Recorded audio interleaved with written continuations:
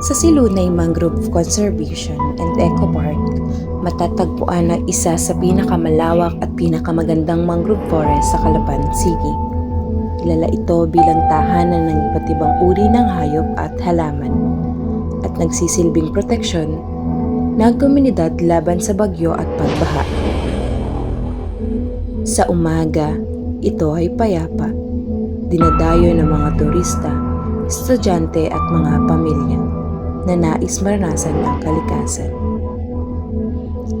Ngunit sa paglipas ng panahon, may mga kwentong kumakalat sa mga lokal, mga bulong tungkol sa mga aninong gumagalaw kahit walang tao, mga yabag na naririnig kahit walang kasama, at mga taong pumasok ngunit hindi na muling makabalik.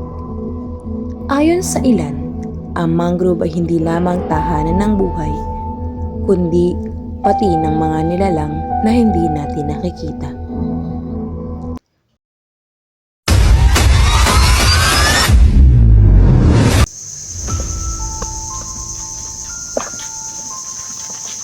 Hi guys! Nandito kami sa mangrove. 7 kami lahat. Adventure time na, boy! Guys, nakakatakot naman dito. Stay close lang, guys. Walang lalayo. May masamang pakiramdam ako dito.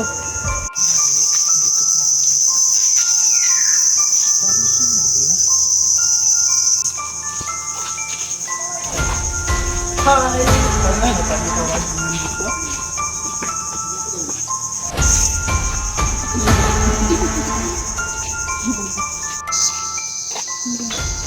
Ang ganda dito pero parang creature. Oo nga, walang tao dito. Hoy! Nagpit ang camera ko. Wait na, parang may multo.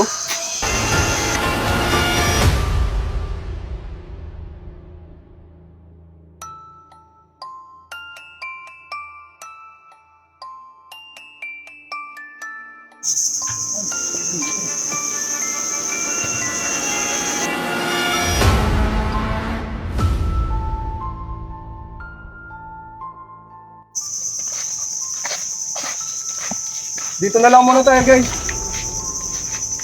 Okay dito, walang multo dito. Okay guys, selfie muna tayo. Parang may nakatingin sa atin. Ano ba yun? Sino?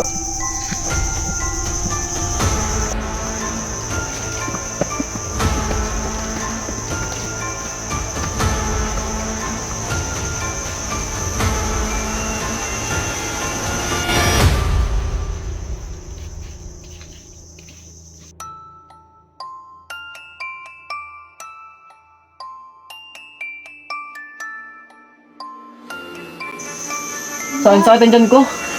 Sisir lang ako, babalik ako. Bilisan mo ah. Mag-iingat ka ha.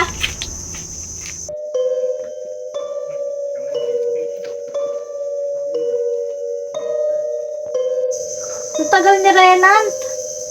Oo nga, kanina pa yun ah. Bakit hindi pa siya bumabalik? Parang hindi siya nag-iisa. Ha? Paanong hindi na siya nag-iisa? Hanapin natin siya. Sama-sama tayo.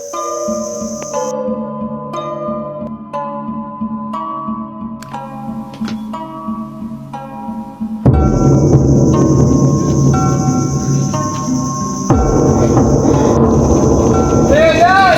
Renan! Renan! Renan! Renan! Renan! Asan ka na? Renan! Renan! Renan!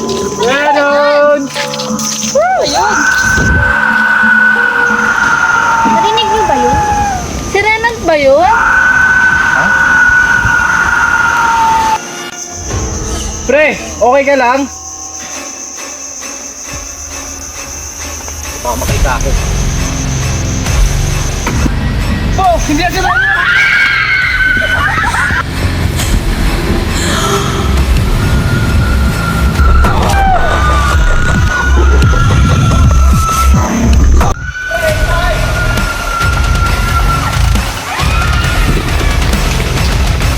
Nasaan na si Badan?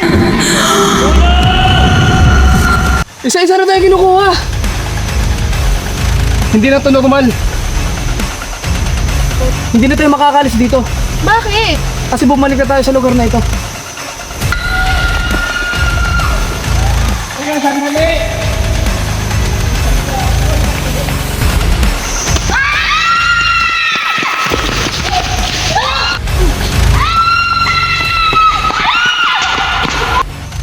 Kasama rin natin kayo ngayon. Ano nagagantay ko? Huli na.